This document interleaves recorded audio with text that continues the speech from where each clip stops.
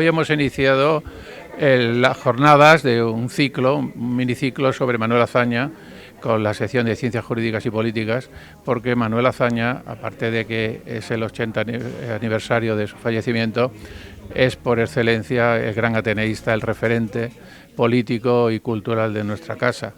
Aquí Azaña, para todos los ateneístas, pues siempre ha sido la figura que ha sido olvidada. Incluso hubo muchos años que estaba prohibido mencionarle, y en cambio vivía aquí, su memoria y su figura seguía aquí en el Ateneo. Aquí era donde se hablaba de él, se recuperaba su memoria, se recuperaba su obra, y se recuperaba su política y su talante democrático. Y por eso ahora, con el 80 aniversario de su fallecimiento, es muy importante este ciclo, que va a costar 4 días, y el último, el día 30, va a estar presidido por doña Carmen Calvo, la vicepresidenta del Gobierno, que para el Ateneo es un honor que venga a nuestra casa. Yo, unas breves palabras de decir, en principio, de bienvenida a todos ustedes. Muchas gracias por estar en el Ateneo.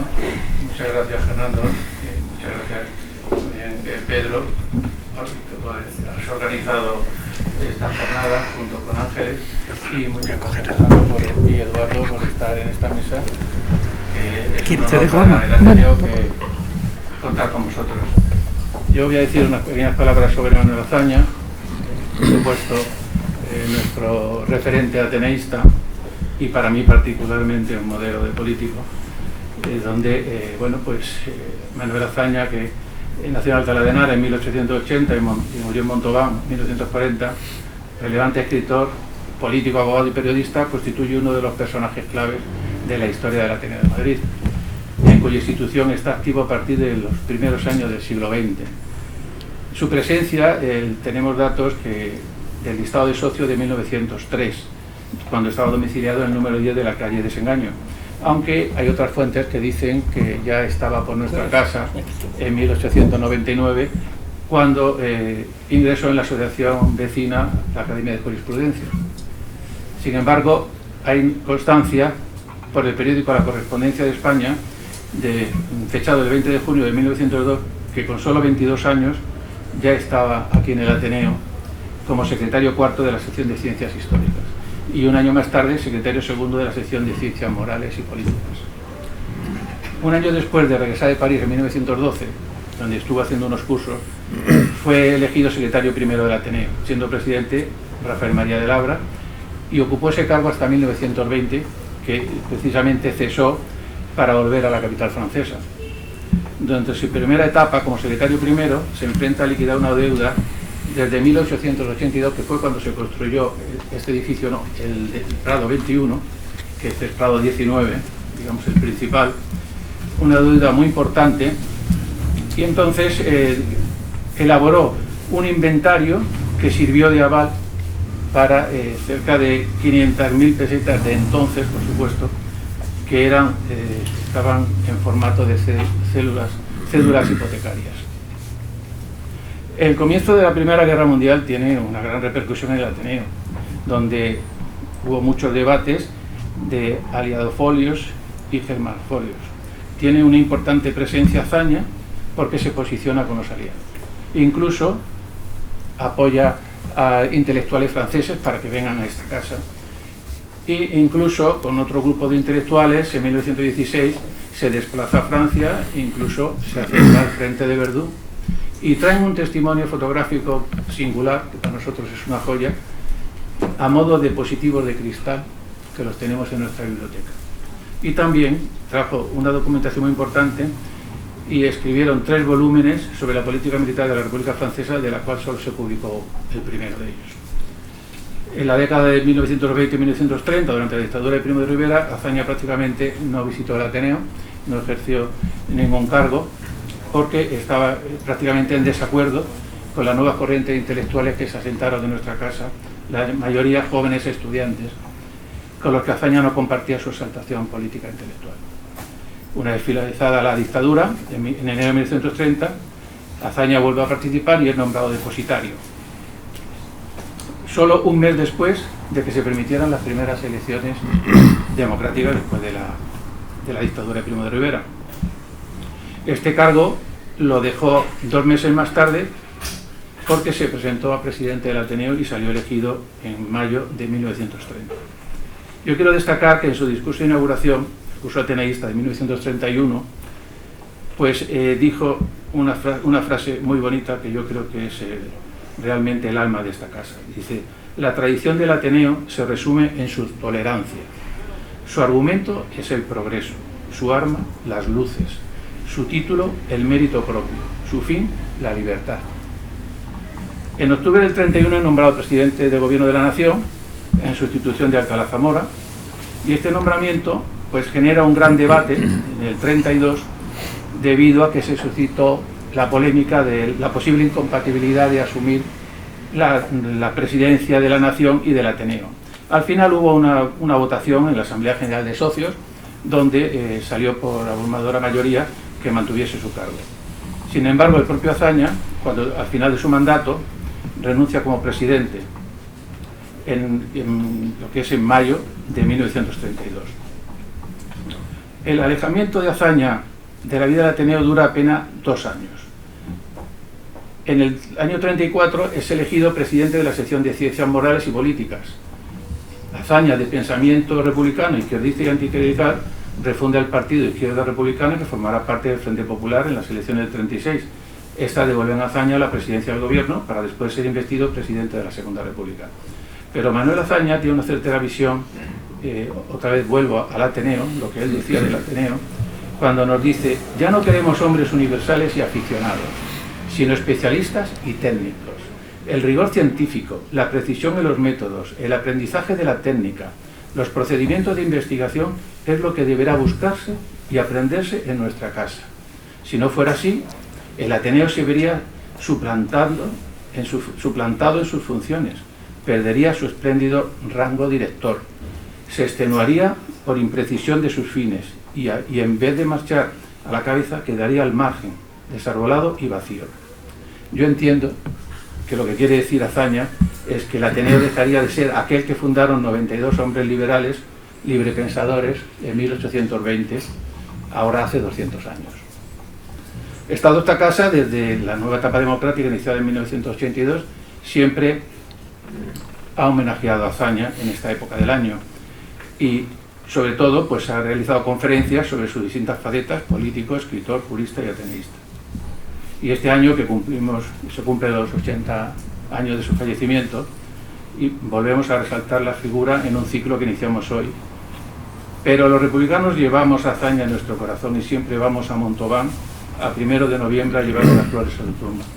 Yo particularmente lo he visitado en varias ocasiones, distanciadas cada 5 años. Este año, 2020, estaba prevista una visita, pero que la pandemia nos ha obligado a anularla, con lo que nos ha impedido unirnos a todos los amigos republicanos del sur de Francia a homenajearle, al que sin lugar a dudas es la figura más importante de la primera mitad del siglo XX, que representa el talante negociador, abierto, dialogante y tolerante que debe tener todo demócrata. Y es importante destacar hoy el ejercicio de la política que hacía Manuel Azaña. Ya estamos viendo acciones totalmente reaccionarias que intentan desestabilizar nuestra democracia, como la eliminación de los nombres de las calles de Madrid de destacados republicanos, intentando abrir más las heridas que deberían haber estado cerradas hace muchos años. Muchas gracias.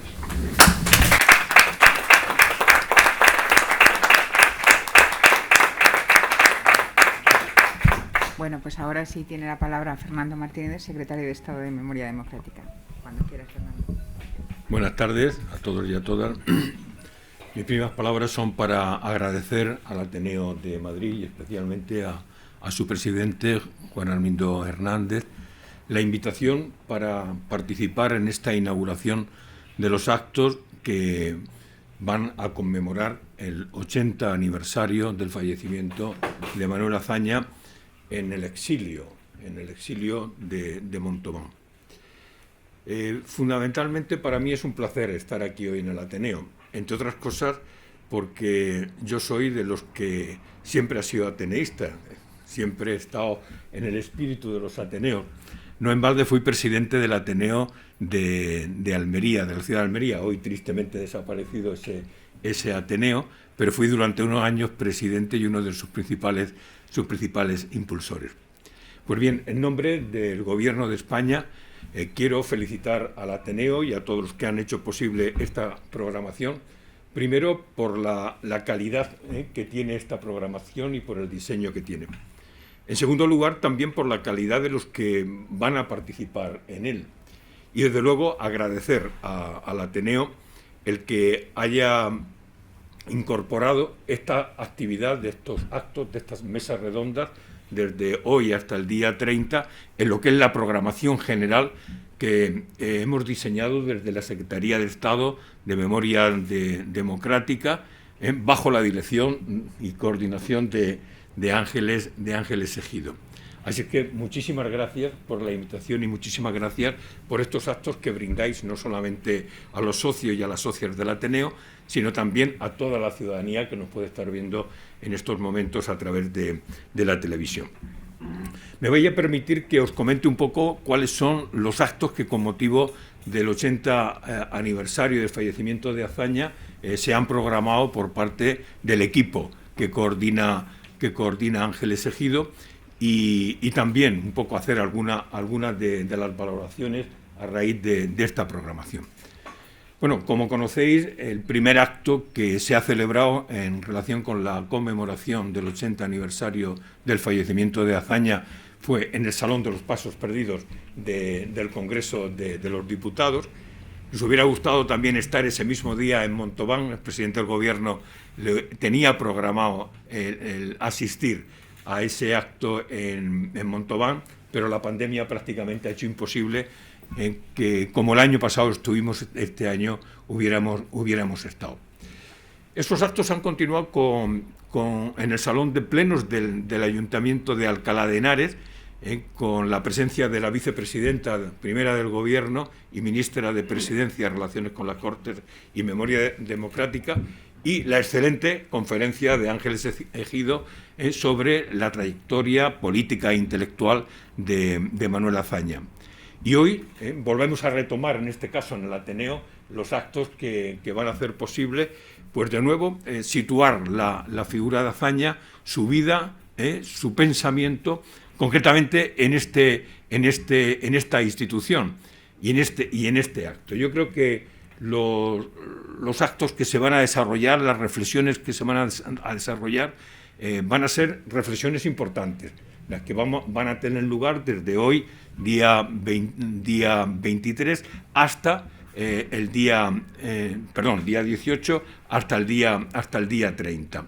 Unas reflexiones que evidentemente van a tratar sobre la trayectoria política e intelectual, pero también la impronta, como antes decía el presidente, que deja el Ateneo en la configuración de sus ideas, su formación como uno de los grandes oradores del siglo XX, como un gran polemista. Todo eso es fruto fundamentalmente del aprendizaje de lo que es la vida del Ateneo.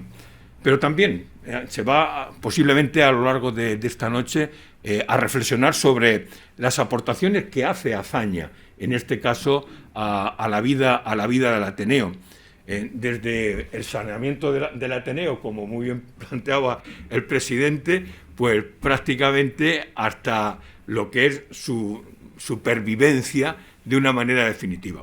Pero a mí me parece que hay algo muy importante en la vida del Ateneo y en la vida de Azaña, y es que precisamente bajo su secretaría, siendo secretario del Ateneo, Azaña le da un nuevo impulso al Ateneo, y un nuevo impulso que viene especialmente de la mano de lo que se llamaba entonces la savia nueva que entraba en esta casa, entraba en la institución, de la mano de lo que eran los jóvenes intelectuales de la llamada generación del 14. Una generación del 14 de la que él forma parte y desde luego es un referente ineludible de esa generación del año 14. Todos ustedes recuerdan la Liga para la Educación Política, la revista España, que son elementos fundamentales.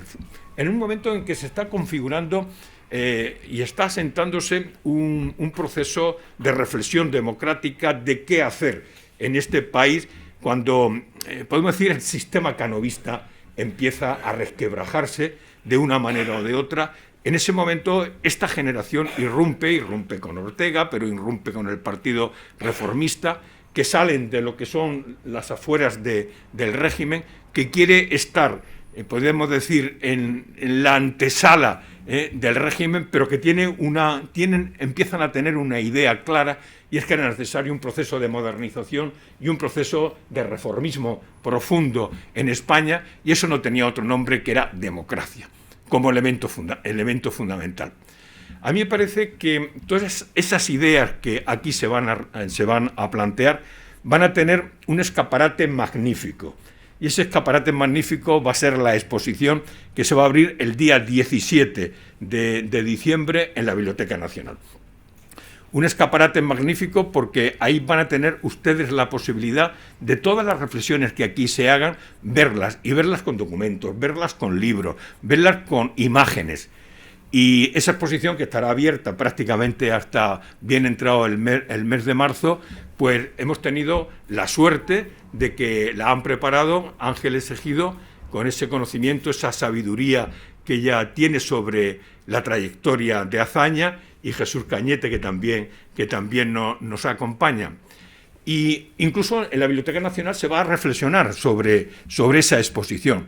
No será este año, pero sí será ya el año que viene, a principios del año que viene, donde todo el equipo, que lo conforman ellos dos, pero también Marifé Santiago y José Antonio Gómez Municio, van a reflexionar sobre esa exposición en 2 o 3 mesas redondas, que van a tener la oportunidad de ir a la Biblioteca Nacional y ver la exposición y además reflexionar sobre ella. Pues también en este año, y además ya en la antesala de lo que va a ser el 90 aniversario de la proclamación de la Segunda República, que será el próximo año, se va a hacer el Instituto de Ciencias Políticas y Constitucionales, y se va a hacer en el Centro de Políticos y Constitucionales. Pues se va a hacer algo que me parece que es importantísimo, una reflexión sobre, en este caso, la Constitución del año 31. Una reflexión sobre esa Constitución, no solamente en sí misma, sino en el marco comparado. Una Constitución en la que, sin lugar a dudas, Manuel Azaña tiene una gran intervención.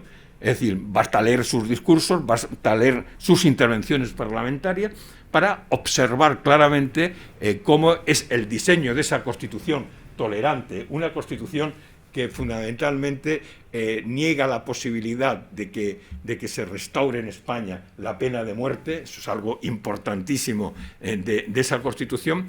Pues ahí Azaña desempeña un papel fundamental.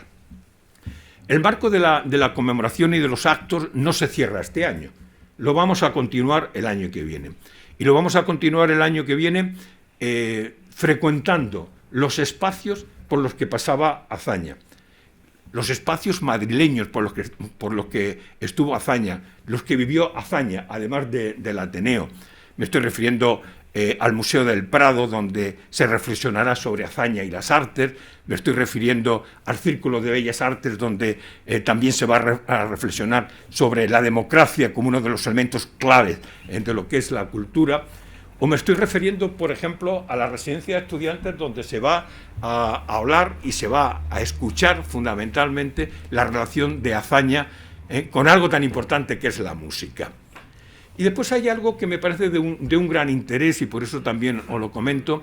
En el Instituto Cervantes se va a celebrar unas actividades artísticas, pero también de reflexión, haciendo mucho hincapié en la relación que hay entre Azaña y la cultura.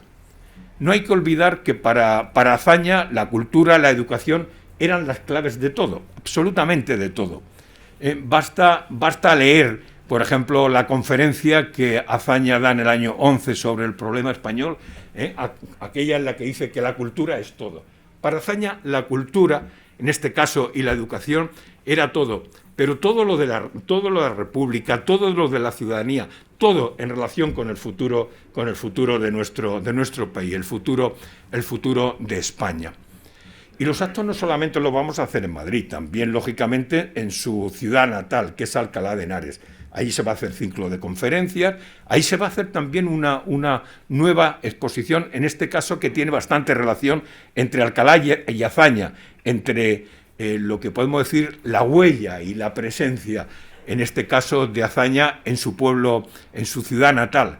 Una ciudad natal de la que en un momento determinado, como conocen Ángeles Egidio y todos los que habéis trabajado Azaña, pues prácticamente la abandona por estar más en el Madrid, abandona lo rural para meterse más en lo que es la vida de la urbe y todo lo que significa la vida de la ciudad de Madrid. Y junto con eso vamos a hacer otro tipo de actividades como ciclos en torno a los años 30 en la Filmoteca Española, o, pues bueno, también otro tipo de actividades fuera de Madrid, fuera de la Comunidad de Madrid. En este caso, tenemos programados algunas actividades, a ver si la pandemia nos deja, algunas actividades en París. Ya sabéis que París es una de las grandes ciudades que amaba Azaña. Se sentaba en los cafés para ver pasar a la gente, cosa que yo creo que hemos hecho casi todos los que hemos ido a París. Nos hemos sentado tranquilamente, ver pasar esa ciudad tan cosmopolita, tan abierta, esa sociedad. Esa es la sociedad que admiraba Azaña. Los estudios que hizo antes el presidente Cierre lo recordaba en el año 11, cuando la Junta de Ampliación de Estudios le dio la beca, estudiar la política democrática de la Tercera República. Yo creo que le sirvió muchísimo para eso y para luego algo que recordaba, que eran los estudios sobre la política francesa contemporánea, que especialmente puso el acento en la política militar. Algo que le sirvió muchísimo luego para las reformas del ejército que impulsó, especialmente desde el Ministerio de la Guerra, que tuvo en los primeros momentos del gobierno provisional. Pues bien, vamos a intentar hacer actos en París, de la mano del Instituto Cervantes, y algo que nos ha gustado, lo que hemos también de alguna manera estamos enamorados de París, o hemos estado tiempo estudiando o investigando en París, vamos a hacer las rutas de Azaña por París. Es decir, dónde iba, dónde vivía, qué le gustaba, en fin, todo este tipo de elementos de hacer esos itinerarios. Yo tuve la oportunidad de no hacer los itinerarios de Azaña, pero hice los itinerarios de los demócratas y de los republicanos españoles del siglo XIX y principios del XX.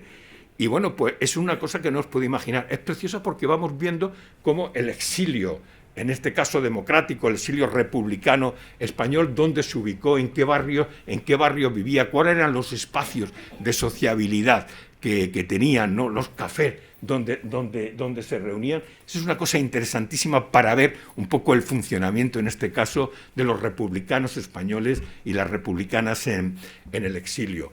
Haremos, por tanto, actos en París. También se están haciendo en México, la impronta de Azaña en México. Y con todo esto y algunas cositas más, vamos a intentar a ver si la exposición la hacemos itinerante. Vamos a cerrar una programación que yo creo que es rica, es amplia, pero fundamentalmente que busca una finalidad. Y la finalidad que busca es el reconocimiento y la divulgación de la personalidad, de la figura, del pensamiento de Manuel Azaña. Un hombre que fue, como muy bien se señalaba antes, presidente de la Segunda República, fue ministro de la Guerra, fue jefe de gobierno, pero sobre todo fue una de las grandes personalidades en la vida intelectual y en la vida política.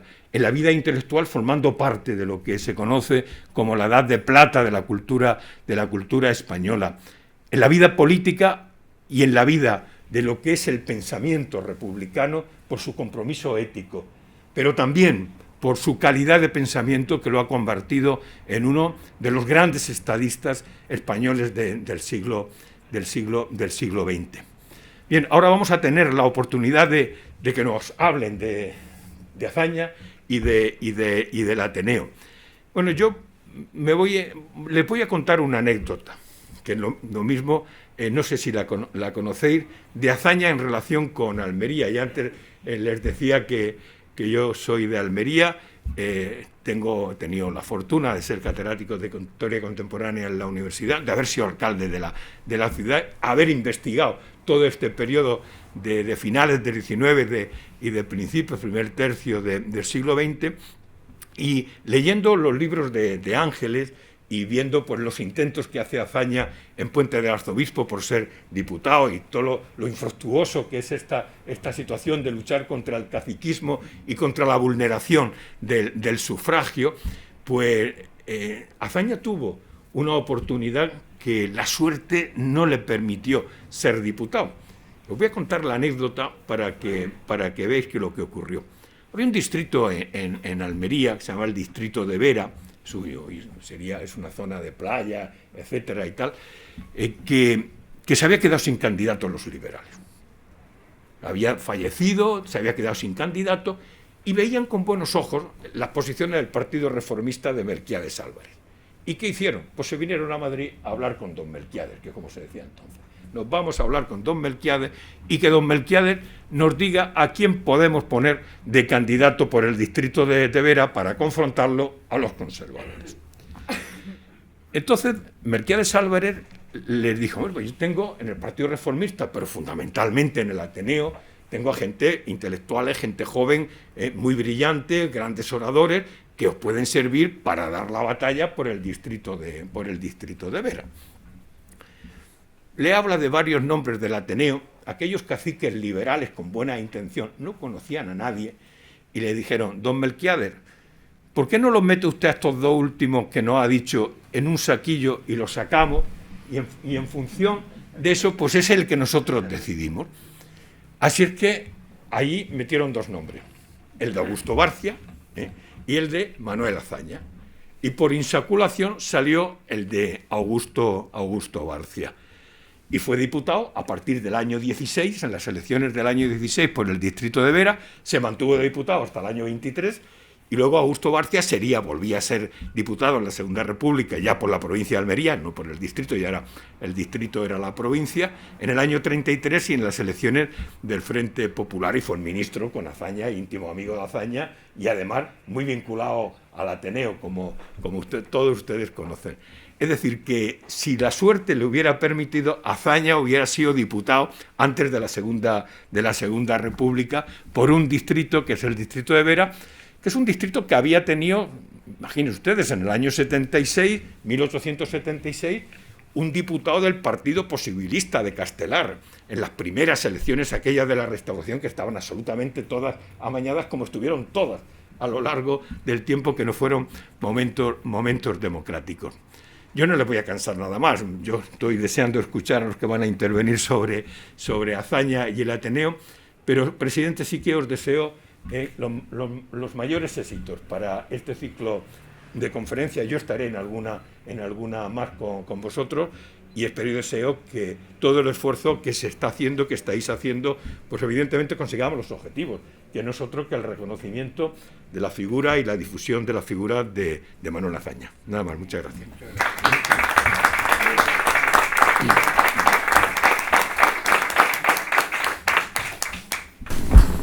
Ahora tiene la palabra Pedro López Arriba. Con su permiso, por tema de claridad auditiva, primero, si me permiten, daré las gracias, porque cuando en la sección de Ciencias Jurídicas y Políticas nos planteamos, allá por el mes de finales de mayo, primeros de junio, el hacer este ciclo de la mano de Ángeles Ejido, colaboradora de nuestra sección habitualmente, y como vemos algo más en este año en relación con las efemérides que se van a celebrar, no solo una, que con motivo del 80 aniversario de Azaña, pues hombre, pues fue una satisfacción, porque Azaña es un socio muy importante de esta casa. Llegó a ser jefe de Estado. No es que sea exactamente el primero, porque también, si miramos la galería de retratos, veremos que Francisco Pimargal, Castelar y también Nicolás Salmerón fueron socios del Ateneo y alcanzaron tan altos destinos, ¿verdad? Pero el último que lo hizo fue él. Las otras vertientes de su trayectoria política, digamos que en esta casa sí que encuentra competencia amplia, porque lo de ser presidente del Consejo de Ministros o primer ministro o ser ministro, eso en el siglo XIX sobre todo les pasó a muchos socios de esta docta casa. Pero básicamente ya se han dicho los hitos principales, y aunque en alguno de ellos, si me permiten, haré alguna pequeña precisión, más que precisión, ampliación. Básicamente tenemos la idea de que Manuel Azaña, sin poder determinar con absoluto rigor en qué momento, en el año 1900 estaba ya en el Ateneo, y sabemos que participa en la vida de la casa, porque en esa época, y en alguna revista como Gente Vieja, en la que él escribe pues, en los primeros años del siglo, ¿verdad?, hace referencias justamente al Ateneo. Un artículo famoso en el que llegó a hablar y utilizó la frase, que no sé si es suya o la oyó aquí y la usó, de que el Ateneo era la Holanda de España, punto a tolerancia, a discusión, a debate, etc. Es cierto que él, en ese momento, si pensamos un poco en el contexto en el que nos encontramos, se estaba produciendo un relevo generacional, pero un poco anterior al de la generación del 14. La generación del 14 ya va a ser él, con Ortega y Gasset, con algunos otros. Se estaba produciendo el relevo generacional básicamente de la generación del 98, que había irrumpido en el Ateneo en el final del siglo y había relevado a esa segunda generación ateneísta. Luego le menciona a esas tres generaciones del Ateneo que ya se ha mencionado una vez, pero que convendría volver sobre ella en algún momento más. Se está produciendo justamente ese relevo de la segunda generación, la de los hombres que integraron la casa a partir de la experiencia de la Revolución de 1848 en Europa, y que da algunas figuras que van a ser, yo creo que trascendentales para entender la vida ateneísta de Azaña y la vida política probablemente también, incluso algunos detalles importantes más de su trayectoria vital. No quiero dejar de decir que, porque me he metido demasiado rápido en materia, que el ciclo está previsto para 4 sesiones en las que vamos a intentar no dejarnos nada, ni a nadie de nuestra casa, de nuestra docta casa, ni a nadie que pueda aportar cosas valiosas al estudio de Azaña en las 4 sesiones que vienen. La siguiente estará dedicada a Azaña intelectual, la siguiente a Azaña estadista y la siguiente y última a la proyección internacional de la Segunda República Española. Creemos que cubrimos el espacio suficientemente y el esfuerzo de hacer 4 sesiones en un mes, bueno, ha llevado su pequeño esfuerzo. En eso también hemos contado con un sólido apoyo de Ángeles y hemos podido armar este ciclo que nos parecía importante, porque sí que es verdad que es de los más destacados socios de nuestra entidad. Pero estábamos diciendo que llega en ese momento de cambio generacional de la generación del 98. Irrumpe en la casa, a él le llama la atención, llega a decir incluso que había una generación que estaba desalojando con poco miramiento a quien la había antecedido, fenómeno que él consideraba desde luego útil y necesario y normal en todos los pueblos y en todas las instituciones.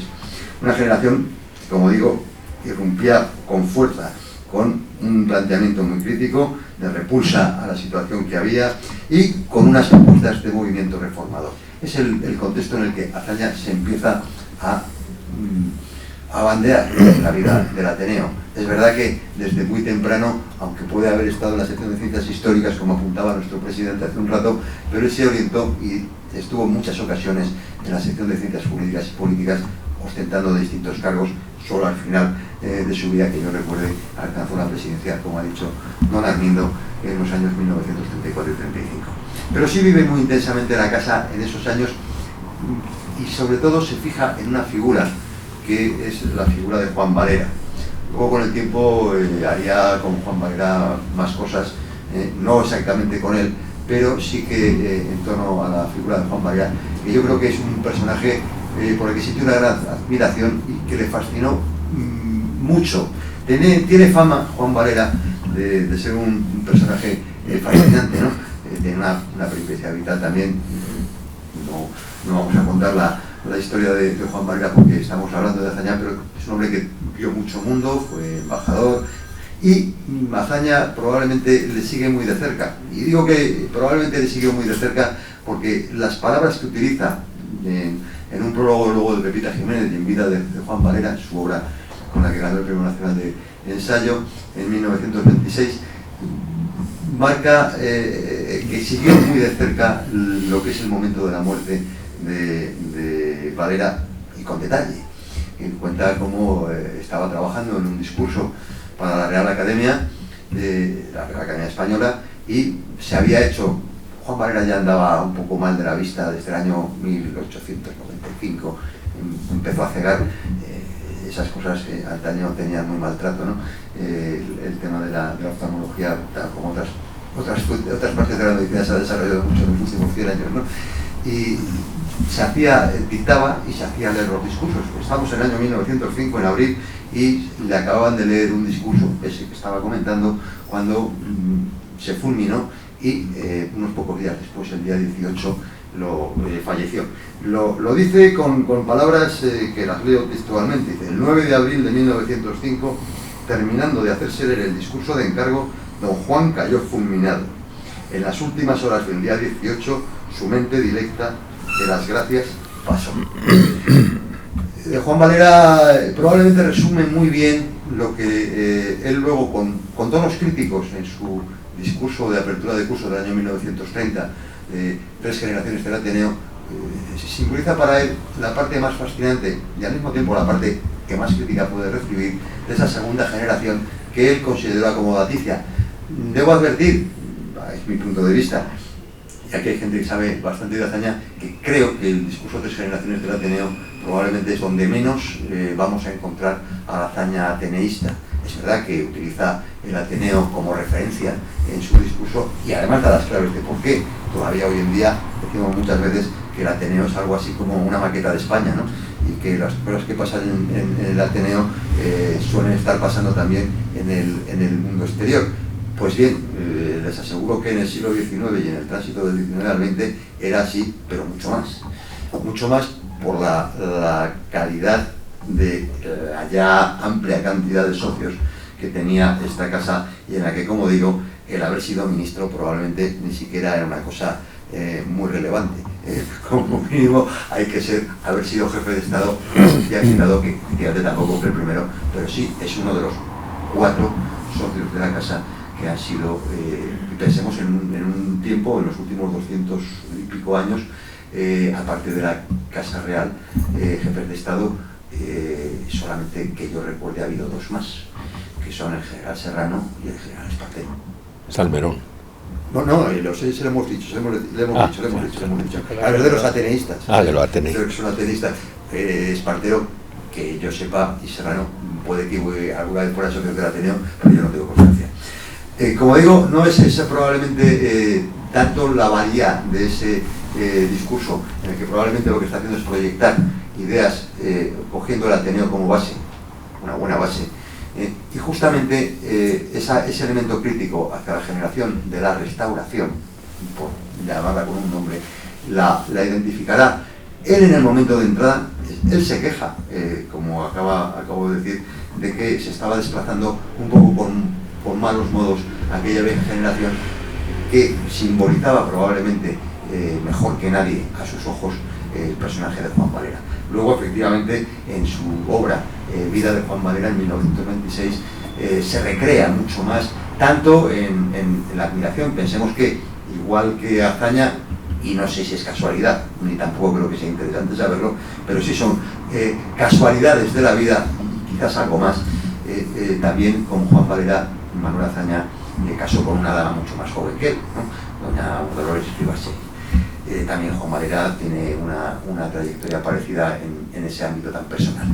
Y la verdad es que yo creo que le impactó bastante la figura y la personalidad sabemos de Juan Valera que solía andar por la casa ya mayor, incluso ciego, y sin embargo le seguían gente joven que llegaba en la casa porque tenía ese hálito de ser un representante, digamos que mejor, de un planteamiento vital quizás más cínico, pero también muy crítico, y de alguna manera probablemente yo creo que atraía a los espíritus jóvenes que llegaban, como en su momento seguramente mesoneros romanos, allá en los momentos fundacionales del científico, literario y artístico, en el año 35, o algunos otros en otros momentos.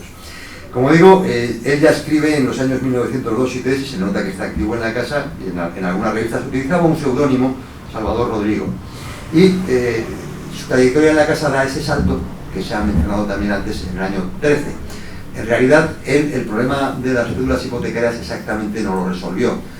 sí creo que vale la pena hacer una acotación. Él llega al Ateneo y va a ser el año 13 y hasta el año 20 va a estar con un presidente, básicamente, porque muere antes del 20, don Rafael María de Labra, el primer historiador del Ateneo.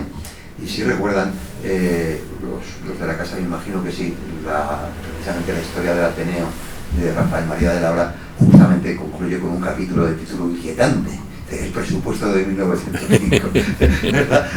Está claro que era el tema que ha comentado el presidente y no me voy a extender en ese tema, pero la verdadera función de Azaña en esto, Moret ya lo había dejado probablemente resuelto el asunto, pero había un socio, como todavía hay socios, ¿verdad, presidente?, que en las juntas generales dan un poco la lata. Bueno, y soy suave, soy suave.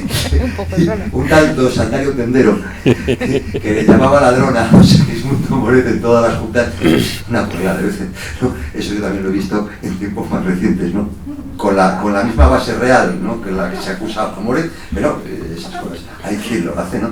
Y lo que hace Azaña, porque efectivamente, aunque Moret lo había dejado resuelto, Moret había muerto justamente en el año 13, en enero, y de ahí también el que se hubieran convocado elecciones un poquito a toda pastilla, porque era una figura, Moret probablemente yo creo que es el presidente del Ateneo que más mandatos ha hecho en toda la historia de la Alta Casa, ¿no?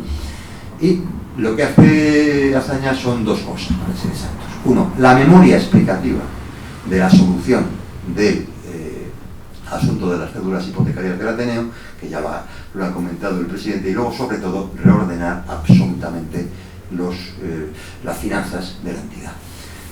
La deuda, estaba hablando efectivamente de unas 575.000 pesetas, con las gestiones que había hecho, se habían quedado en 50.000, que era bastante más llevadero, pero evidentemente la gestión de los recursos de la entidad, y vuelvo a la cita que hacía de don Rafael María de Labra, el problema del presupuesto de 1905, pues sí que consigue, y es una de las cosas que yo creo que como ateneístas le debemos agradecer más que casi ninguna otra hazaña, el que diera ese cambio de orientación. A cambio, algunos periodistas como Josefina Carabias, pues señaladamente, ya que estamos en el año de Pérez Galdós, uno de los autores, uno de los mejores estudios que hay probablemente sobre la obra de Galdós, Federico Carlos Seide Robles, padre del que fue luego primer presidente del Consejo General del Poder Judicial en la democracia ya por el año 1980, y también ateneísta, le consideraban un hombre un tanto mandón.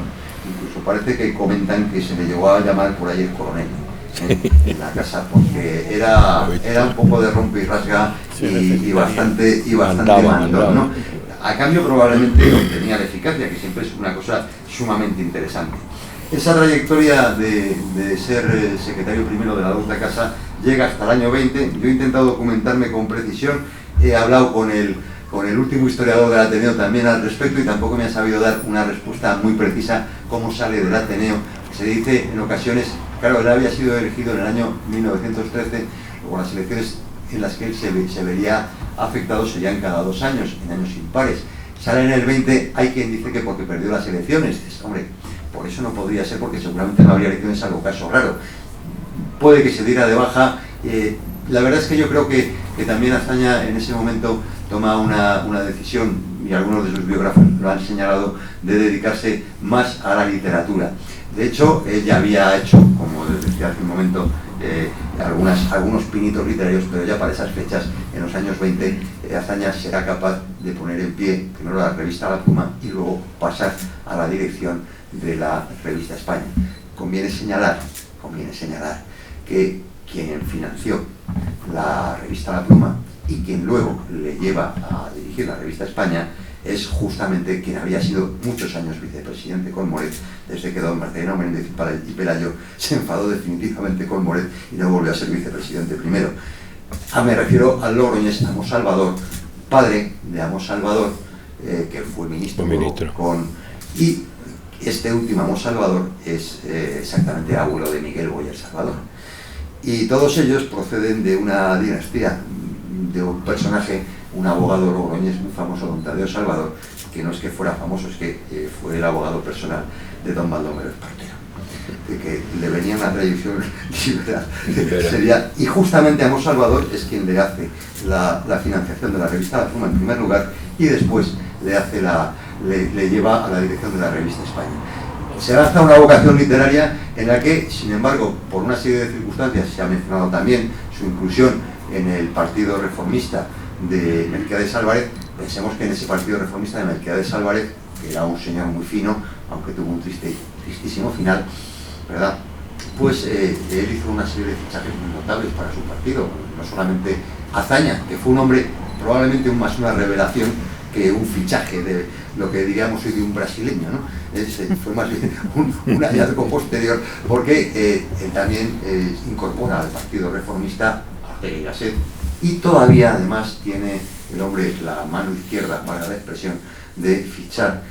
Se habla de la última singladura de Pérez Galdós en su centenario, de fichar también para su proyecto, las últimas elecciones del 14, que gana el escaño Galdós por Canarias, iba en las listas justo del Partido Reformista de Melquiades Álvarez. Bueno, deja un poco abandonado el Ateneo y retorna en el año 1930, en las circunstancias que ya se han comentado, y ahí tiene que tomar una decisión difícil que yo, si me permiten, creo que fue una mala elección. Estas cosas de que dices, a veces lo piensas mucho, tanto que coges la peor opción. Es que cuando él se ve de presidente del Ateneo en mayo del año 30, con un mandato de 2 años, en el año 31 está en el gobierno de ministro, bueno, intenta simultanearlo, luego pasará a ser también presidente del Consejo de Ministros y ya se le pone mucho más cuesta arriba, y un poco lo que le orientaron, por lo que él cuenta, y lo que hizo finalmente fue decir, bueno, que acabe mi mandato, como no, la incompatibilidad que se había dictado en la Constitución de cargos le afectaba directamente y no podía ejercerlos a la vez, tuvo que optar entre dimitir, que probablemente es lo mejor que podía haber hecho, o simultanear, que es lo que hizo. Justamente, y es curioso, y resalto únicamente el hecho, porque tampoco me quiero extender mucho más allá de lo estrictamente razonable, que son esos años en los que, retomando el hilo de esas críticas simpáticas y cariñosas que hace cuando llega al Ateneo y escribe en Gente Vieja y en otras publicaciones, se tornan un tanto más ásperas, ¿no? Habla del Ateneo en términos como lo que puede hablar cualquier presidente, don Armindo, si me permite, después de salir de una Junta General borrascosa, ¿no? Diciendo, esto es un desastre, el Ateneo no tiene arreglo, esto no hay forma humana de sacarlo adelante, ese tipo de cosas. Curiosamente, esa última etapa se le pasa cuando llega el año 32 y tiene que abandonar la presidencia, y ya vuelve en el año 34, como indicó también nuestro presidente de la sección de Jurídicas y Políticas, y en el año 35. Y todavía, y yo casi con esto, si me permiten, tendría que decir una cosilla más, pero sí, terminaremos con esto.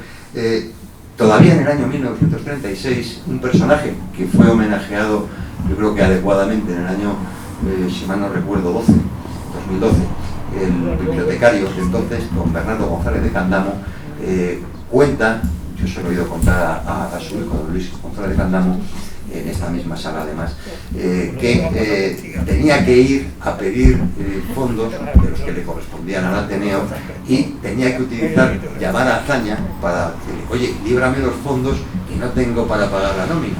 Don Bernardo González de Candamo fue el único miembro de la Junta de Gobierno del Ateneo de Madrid que se mantuvo en la casa durante toda la Guerra Civil, y de algunos le atribuyen algún pequeño milagro, como haber salvado la biblioteca de algún saqueo. Con ese motivo y otros, que fue un destacadísimo bibliotecario de esta entidad, se le puso en su pupitre, en la vieja sala de la pecera de la biblioteca, la más vieja sala de nuestra biblioteca, una placa en el pupitre número 1, que era el que lo ocupaba, conmemorativa de que este es el pupitre en el que se sentaba don Bernardo González de Candamo. Decir, por último, y no quisiera tampoco extenderme ya mucho más, que Azaña, el ateneísta que es Azaña, se refleja, ya lo dije al principio, no tanto en Tres generaciones del Ateneo como en otras obras. Señaladamente, yo creo que ya hemos mencionado una, Vida y obra de Juan Valera, pero también en algunos de los ensayos, como el dedicado a Ángel Ganivet, al ideal de un español, y todavía en 98, donde probablemente esa generación del 98, que él había empezado admirando bastante, cuando llega la docta a casa, es el momento en el que esa generación está entrando fuerte en la vida del Ateneo, se encuentra con que después son una decepción. Es verdad que la generación del 98 no es el tema de hoy, pero daría para mucho. Un ilustre presidente de esta casa, don José Luis Avellán, tiene dedicado precisamente a ese carácter contradictorio y ambiguo de la generación del 98 magníficas páginas en su historia del pensamiento español. Y ya por último, decirles que a nosotros en la sección, cuando nos pusimos a pensar en cómo realizar el ciclo, nos pareció que quizás sí que había que dedicar, por las razones que se han explicado, no solo yo, sino que me han precedido en el uso de la palabra, había que hacer un esfuerzo muy notable, porque pocos ateneístas de su fuste, otros que hemos mencionado también lo son, y de mucho fuste, ¿verdad? Pero él es de los que más tiene. No se podía dejar pasar una ocasión como la que se nos brindaba en este año 2020 de hacerle pues un homenaje y una conmemoración pues a la altura de los méritos que, con independencia de lo que fuera en el resto de su vida, en su trayectoria política, etcétera, etcétera, en esta casa, pues yo creo que todos los que somos socios tenemos que recordarle con más que cariño, ¿no? Con verdadero aprecio, porque hizo grandes cosas por el Ateneo de Madrid. Muchas gracias.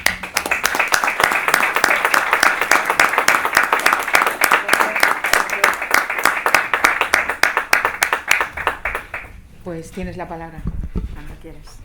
Vamos a ver. Si coges tu copa, así, ahora. Buenas tardes a todos, señoras y señores.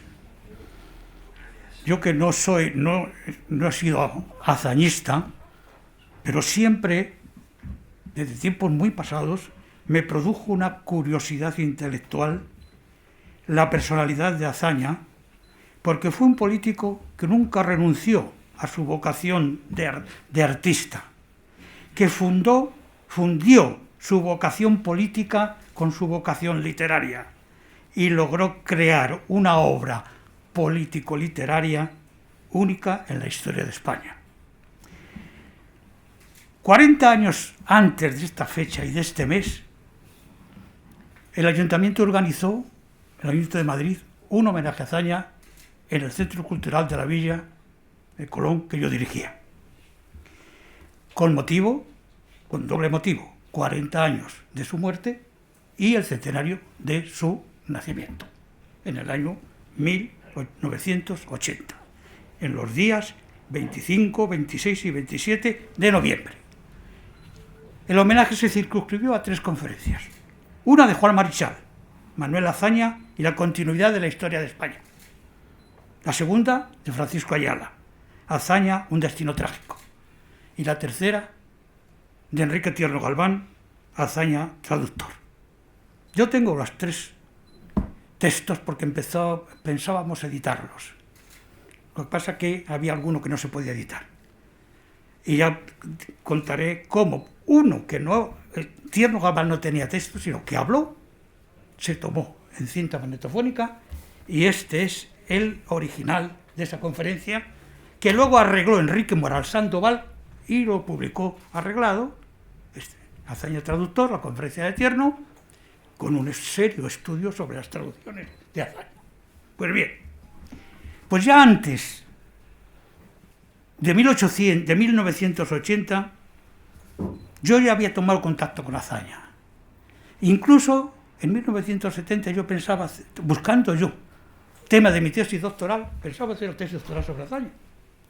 Pero luego, bueno, fui a ver a Calvo Serrer, me dijo que no, porque fue profesor mío de Historia de la Filosofía Española, que hiciera una tesis sobre Donoso Cortés. Fui a ver a Tierno Galván, me dijo no, que diera la tesis sobre Benzán en España. La cuestión es que no la hice. La hice luego después, sobre un sociólogo de la cultura, Lucien Goldman, profesor en l'École Pratique de Société de París y en el Instituto de Sociología de la Universidad Libre de Bruselas.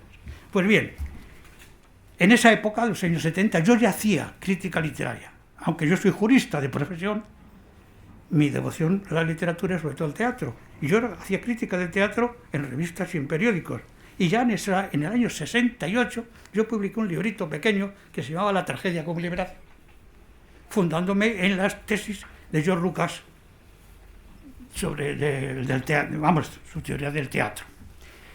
Pero después yo seguí, después de 1980, seguí dando conferencias, di 2 conferencias aquí, promovidas por ARDE, sobre la política cultural de la República, así como di la política cultural en la Universidad Internacional Méndez Pelayo de Santander, y en todas estas conferencias de la política cultural yo siempre dedicaba una parte primera a Azaña. Bueno, pues bien,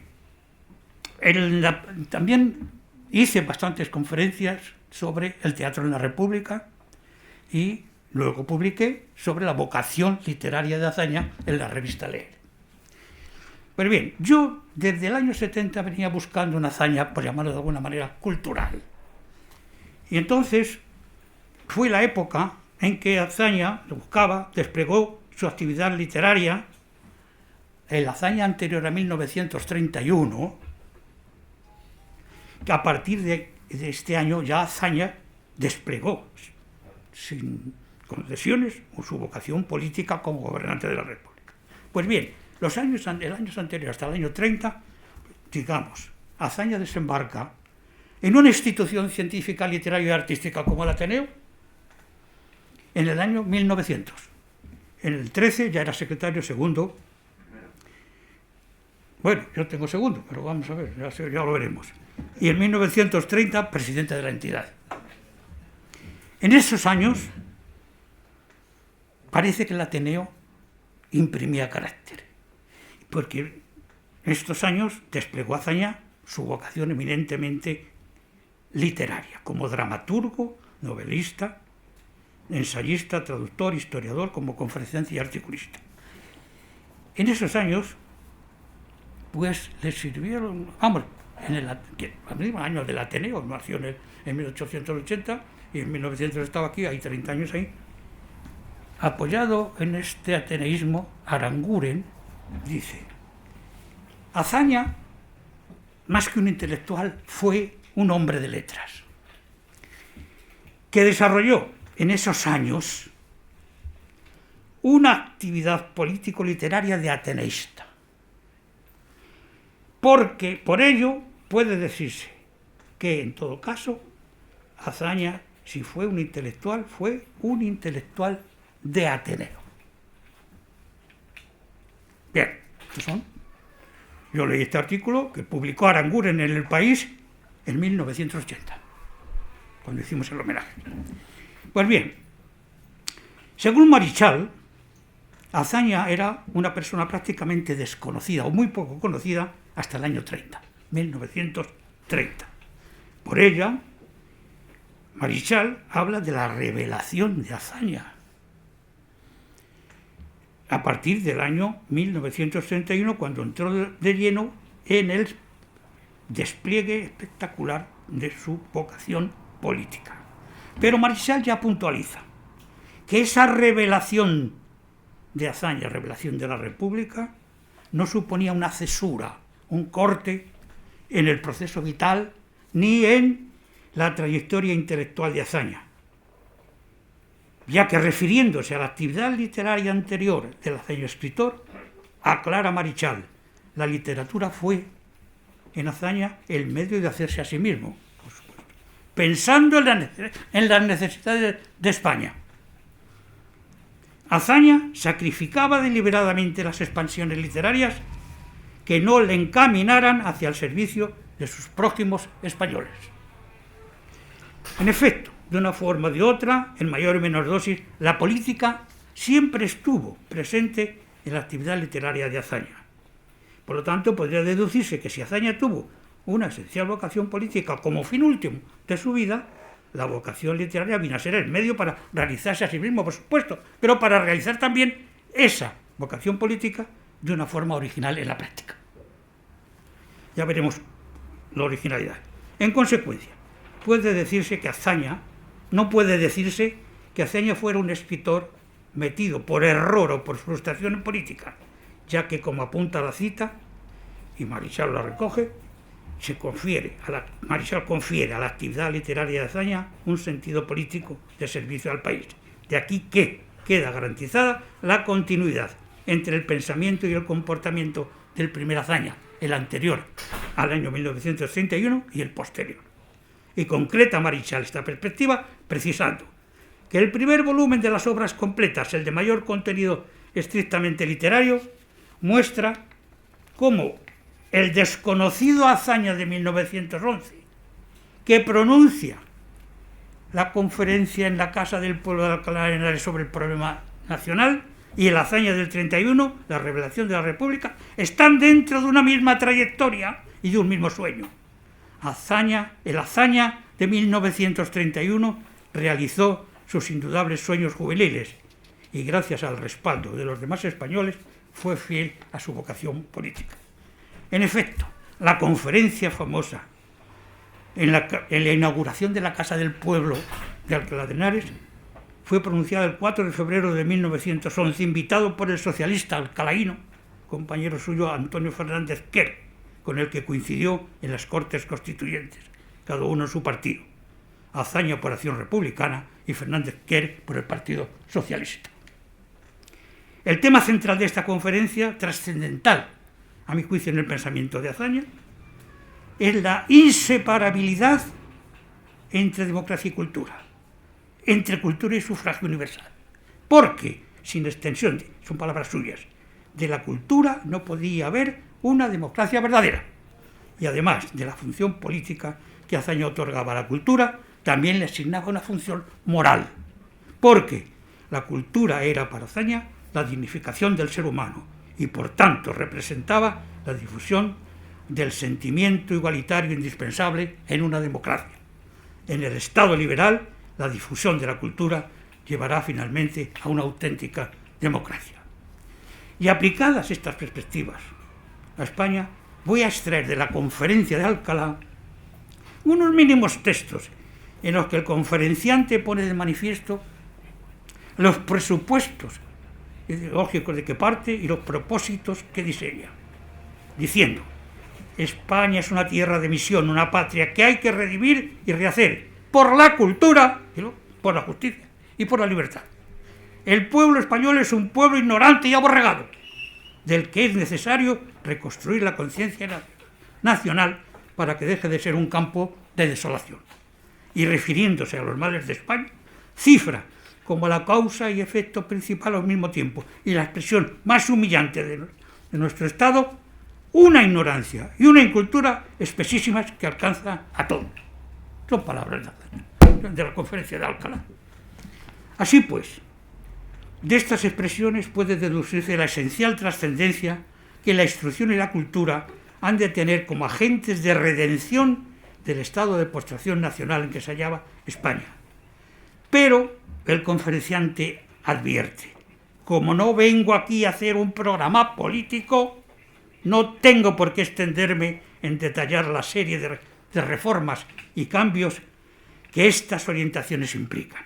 Y en efecto, Azaña se limita a esbozar unas orientaciones generales y a señalar las fuerzas que han de realizar esas reformas y esos cambios. Las orientaciones generales aparecen así expuestas en el texto. En la enseñanza queremos fundar la instrucción y la educación sobre bases rigurosamente científicas.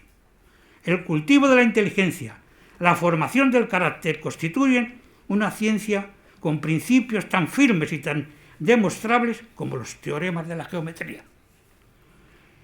Si esos principios se quebrantan, todo se viene abajo. Por lo tanto, y esto es importante, debe proscribirse de la enseñanza cuanto vaya en contra de su fin. Debe proscribirse todo prejuicio, todo dogmatismo, todo propósito anticipado que no sea el de ilustrar y dar a conocer. Y respecto a las fuerzas que habían de llevar a la práctica las reformas y los cambios, la primera fuerza que señala Azaña es el localismo, es decir, un organismo local cuya misión es hacer del municipio una escuela de ciudadanos. Y la segunda fuerza, como instrumento de transformación, es un organismo estatal, el Estado mismo, en cuanto órgano propugnador y defensor de la cultura y definidor de derechos. En conclusión, esta es la tesis de la conferencia de Azaña confesada por él mismo. Estamos ante un conflicto producido por la ineducación e incultura nacionales, que esto es una herencia del pasado, fruto del estancamiento secular de España y de su divorcio de las corrientes generales del pensamiento europeo, y que durante nuestro sueño las demás naciones han inventado una civilización de la cual no participamos, cuyo rechazo sufrimos y a la que hemos de incorporarnos o dejar de existir. Esto es doctrina de la institución libre de enseñanza.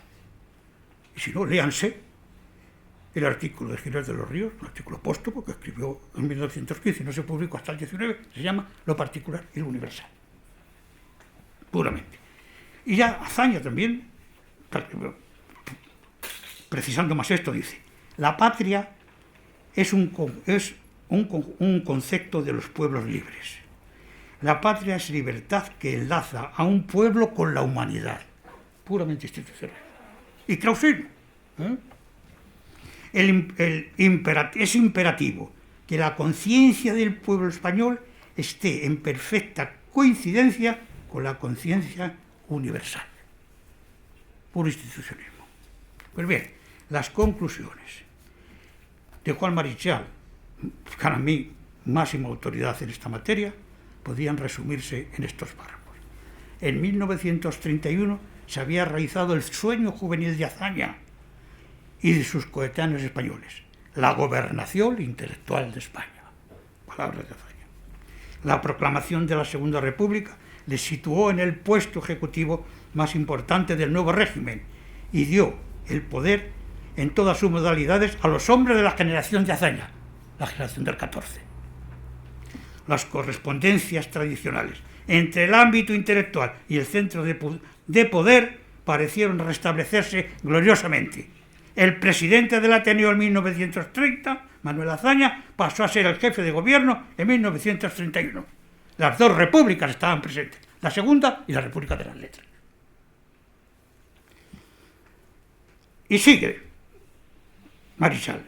Manuel Azaña era probablemente en 1931 el único ministro del nuevo gobierno republicano que tenía un conjunto articulado de ideas precisas sobre las finalidades del nuevo régimen. Y esas ideas, dice Marichal, no eran inéditas. Dice, ante los lectores de la revista España de 1923-24, muchos ateneístas y otros oyentes de sus conferencias de 1911, 17, 18, Azaña había expuesto su teoría de la Nueva España. Ya la había expuesto, mucho antes. Pues bien, yo siguiendo en esta línea, en la búsqueda de un Azaña más cultural que político, me remito a Salvador de Madariaga. La conclusión que sacó Salvador de Madariaga de un diálogo que con Alfonso XIII, dice Madariaga, medio soñó despierto Manuel Azaña el 27 de mayo de 1932. Y fue la siguiente conclusión: sin ser artista no se puede ser hombre de Estado. El diálogo, miren qué curioso, discurre por estos cauces. El rey: yo quería hacer algo grande por España.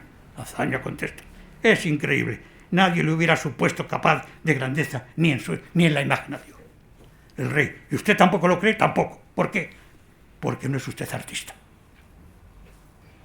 Esto, concluye Madariaga, es para mí el atisbo luminoso que nos abre el arcano de aquel hombre genial. Sin ser artista no se puede ser hombre de Estado. Así, y Azaña, sigue Madariaga, era lo uno y lo otro. Artista o escultor de pueblos, gran escultor porque era gran poeta. Sensibilidad es el rasgo dominante de Azaña. Percepción de la belleza, profundo, íntimo, inefable placer de la belleza. Creo que aquí radica, sigue Madariaga, el secreto de su cerrazón, su miedo, su actitud defensiva, su aislamiento, su no querer saber e incluso su desdén. ¿Y qué remedio le queda a Azaña sino volver a aquel sueño despierto que tuvo cuando convocó a Alfonso XIII? Salvador Madariaga, en el curioso y ciertos aspectos extraños retrato que hace de Manuel Azaña en su obra Españoles de mi tiempo, subraya como cualidades esenciales del artista Azaña con estas expresiones. Así nos vamos acercando al gran secreto de Azaña. Azaña tenía miedo por su alma porque era alma de poeta. De la finura, de la delicadeza, la sensibilidad del poeta Azaña no cabe dudar. Basta con ojear sus memorias para toparse cada paso con trozos de su prosa que semejan telas velazqueñas. La seguridad de su pluma es, en efecto, digna de recordar la del pincel de Velázquez. Él, el artista, el escultor de pueblos, el poeta y fino y venerable. Este poeta penetró hondo en el saber humano por vía del corazón. Para él, como poeta que era, el corazón era el camino natural para el cerebro. Me acojo también, primero, artista, escultor de pueblos. Antonio Ramos Oliveira, el historiador, llega a la conclusión de que Azaña tenía una concepción cultural del Estado, yo también lo creo así. En sus cargos de gobierno, en la República, Azaña se movió dentro de un modelo de Estado que se calificaba como Estado educador o Estado de cultura, que siempre propugnó Azaña. La cultura y la educación era el motor del cambio y de todo cambio y de toda reforma. La educación racional será la gran panacea que solucionara y que todos los problemas de la vida política. Por lo tanto, es claro que Azaña estaba dentro de ese modelo de Estado. Desde estas perspectivas, Ramos Oliveira no duda en afirmar que Azaña encaró su obra de gobierno con ademán de artista, o al menos, digo yo, de esteta. Pues esto era esencialmente Azaña para él, como luego fue para Madariaga, un hombre de predominante sensibilidad artística, para quien como gobernante el pueblo era una materia a modelar y la nación un inarmónico y monstruoso residuo histórico del que había que hacer una obra de arte. De manera que, desde el principio, cuando se preparaba Azaña para gobernar, soñaba como quien concibe una obra de arte, pues la ambición personal, el amor al poder, el anhelo de justicia eran valores subsidiarios para Azaña. Para Azaña, la política venía a ser una prolongación de la literatura, en un sentido alto.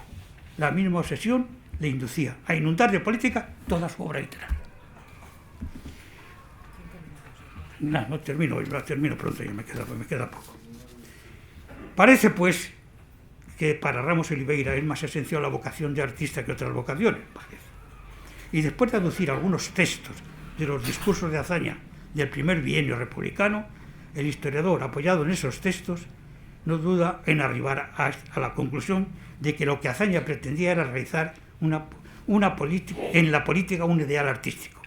Pues dice, también vimos lo que incitaba a Azaña a querer cambiar la faz de la patria, era de modo principal el afán de armonía y belleza, preocupación más de artista que de político, ambición de un alma lírica mejor que exigencia de un hombre de acción.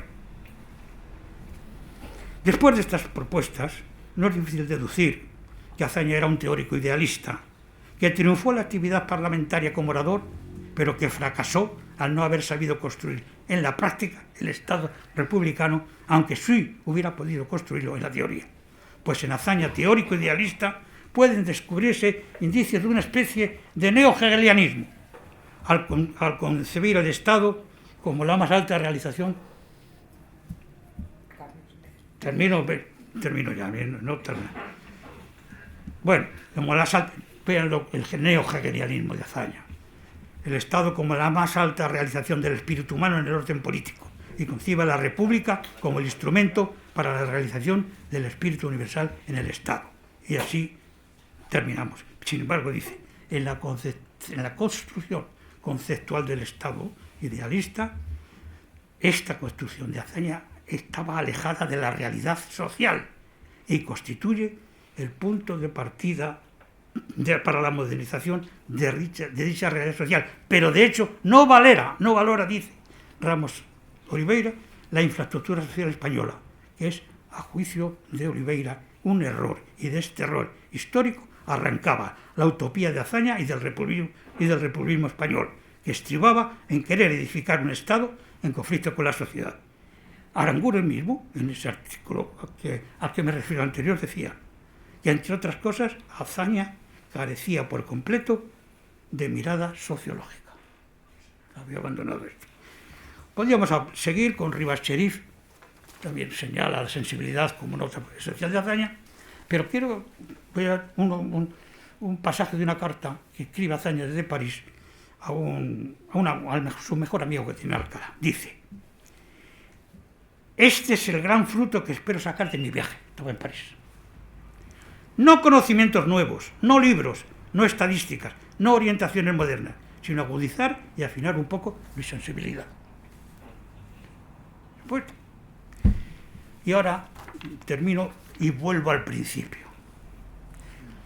El principio de 1980. Dije que había 3 conferencias, que no se publicó nada más que una, y les voy a contar lo siguiente, que no aparece casi por ningún lado. Es que es una cosa prácticamente inédita.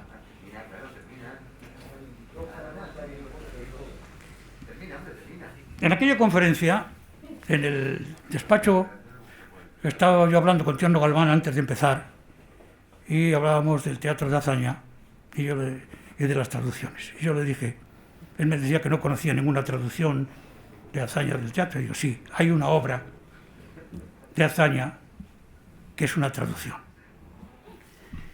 Y esa obra es La carroza del Santísimo. Yo tenía un amigo en la Sociedad General de Autores y le dije, por favor, mírame la ficha de Azaña. ¿Qué obras tiene? ¿Y cómo están inscritas? Y la ficha estaba inscritas al 100% La Corona y La carroza del Santísimo. Y yo dije, no, La carroza del Santísimo no es de él, es de Próspero Mérimée. Y esta obra, efectivamente, son los amores del virrey Amat del Perú con la bailarina y artista, la Perriccioli, que le regaló una carroza, el virrey. Y esta obra se estrenó. Estaba inscrita al 100% con plenitud de derechos. Yo no sabía si Azaña había hecho a lo mejor alguna adaptación, además de la traducción, alguna dramaturgia, ¿no? Pero era un sainete. Pero esta obra se estrenó por la compañía de Irene López Heredia y Mariano Asquerino en el Teatro Muñoz Seca el 17 de junio de 1931. Y hay otra obra que también la daban al 100% como obra de Azaña y aparece así en las obras completas que hizo Santos Juliá, que se llama El cielo y la tierra, que aparece como suya, pero es otra traducción de una obra con el mismo título de Próspero Mérimée, como La carroza del Santísimo. Bien, y esto es lo que no lo voy a contar. Yo pedí en la Sociedad General de Autores, donde tenía yo ese amigo, que era un funcionario de allí, que me diera toda la documentación que tuviera sobre Azaña. Y esto se lo pedí en el año 1970. Y este amigo me dijo, pues no tenemos nada, porque después de la guerra, toda esta documentación de la República se la hemos vendido a Porter Libros de Barcelona. Y me dijo una expresión que yo no sé si era por exageración o qué, pero me dijo algo así. Yo creo que se vendió a precio de papel. Yo hablé con Porter Libros, le escribí una carta y Porter Libros me contestó en esta tarjeta. Fechada en Barcelona el 16 de junio de 1971. Dice, lamentamos tener que comunicarle que no podemos servirle ninguno de los ejemplares que nos pide usted de Manuel Azaña, por no disponer de ellos. Atentamente, Porter Libros. Esto es cierto, ¿eh? Esto lo he vivido yo. Sacrificó, se vendía por cierto. Y con esto no quiero entretenerles más y con esto termino. Simplemente vean, por ejemplo, cuando yo le dije a Tierno Galván en su conferencia, dijo lo siguiente: era un magnífico traductor del diálogo. Cabe preguntarse por qué no hizo más teatro o por qué no tradujo teatro. Y dice, un amigo mío que está aquí presente en la mesa, no le quiero mencionar de modo muy directo, pero en fin, me acaba de decir al señor Huertas que no sé si está aquí, perdón, fíjate la relación, esto está cogido en magnetofón, no había texto, perdón, estaba por ahí sentado, que él conoce una obra de teatro traducida por Manuel Azaña que yo no he leído. Me refería a La carroza del Santísimo de Próspero Mérimée. Y con esto termino. Muchas gracias.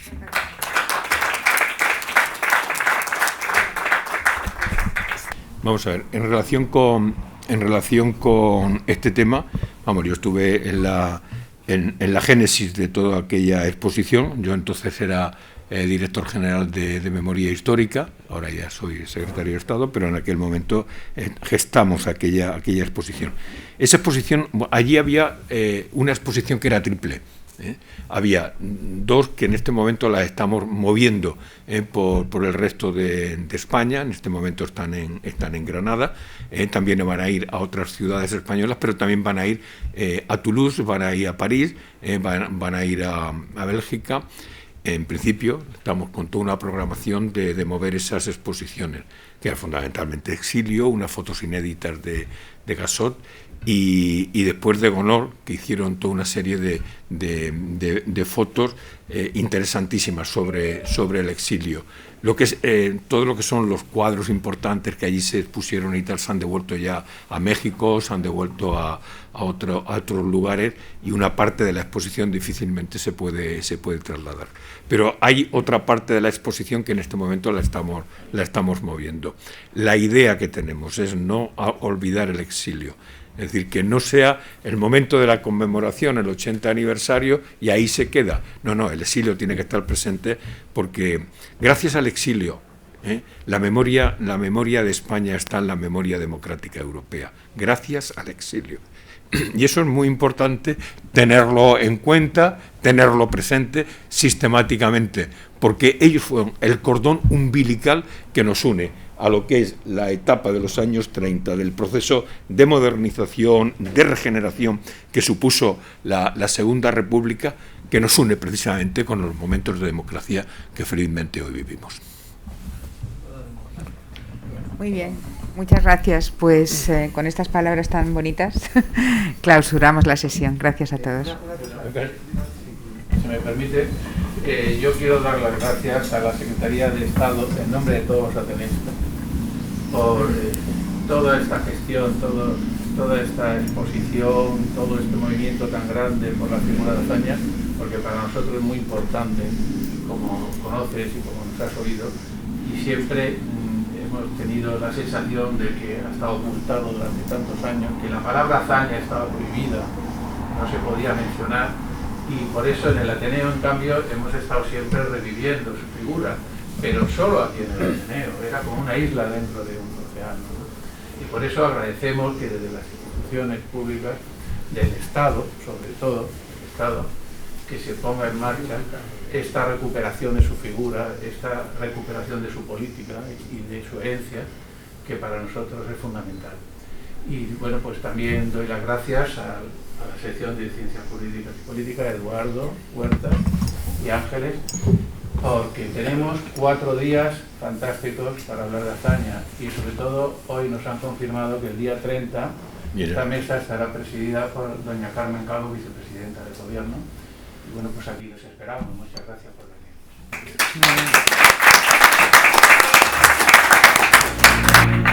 Mi reconocimiento al Ateneo de Madrid en el Bicentenario. El Ateneo de Madrid ha significado mucho en la historia de España, ha significado mucho en la vida cultural, ha significado mucho en la historia del pensamiento, y el Ateneo de Madrid es uno de los grandes referentes de pensadores, de intelectuales, y de ahí mi enhorabuena en este Bicentenario.